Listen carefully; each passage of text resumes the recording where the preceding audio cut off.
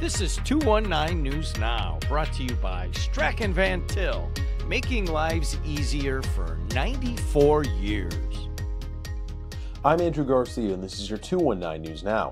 Linnell Jenkins has been identified as the man shot to death Wednesday during a dispute at the local Ameriplex at the Port Industrial Park, according to the Porter County Coroner's Office. The suspect, Lupe McGee Jr., was taken into custody Wednesday without incident. Both were reportedly employees at Comico. Witnesses report that during shift change, there was a verbal argument between the deceased and the suspect prior to the shooting, police said.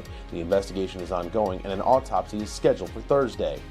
The Lebusnick Center for the Arts in Michigan City will host a free family day on Saturday from 1 to 3 p.m.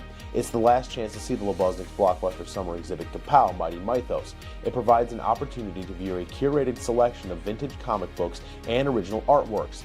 Family Day attendees can use materials to design a superhero or villain mask. The center will also host a kid-friendly scavenger hunt in its 3 galleries. Free snacks will be offered and no registration is required. The first and only Kamala Harris headquarters in Indiana recently opened this month. Those involved with the headquarters shared social media information and more for those interested in what they have planned ahead of the November 5th presidential election. We have a website that is nwikkamalaharris.org, and then we also have a Facebook group and a Facebook page, and it's NWI for Kamala Harris and Tim Walz. And between those two outlets, we're able to kind of disseminate information. We have all kinds of fun events planned for the upcoming next couple weeks. We have a Kamala caravan to the polls that's going to take place from the office, where everybody will have their flags and their cars decorated, and we're doing that on October 26th. And we're going to have a women's march in Wicker Park on November 2nd, so stay tuned. And in sports, Purdue nearly pulled out an overtime win at Illinois this past weekend. The Boilermakers offense finally woke up and scored 49 points, but it wasn't enough in a 1-point loss.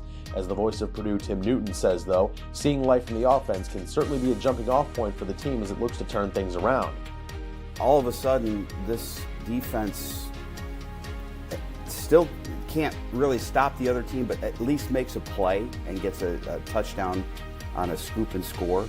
But the offense, which had done nothing for the last couple of weeks, suddenly comes alive and scores 40 points in the second half, 6 more in overtime, and it's still not enough to win the game. So at least you walked out of there feeling that your team had put up a fight and that there's a little bit of life left. And now we'll see if that continues this week against a really good Oregon team. To read up on more local news and headlines, visit JEDtv.com and NWI.com. I'm Andrew Garcia, and this has been your 219 News Now.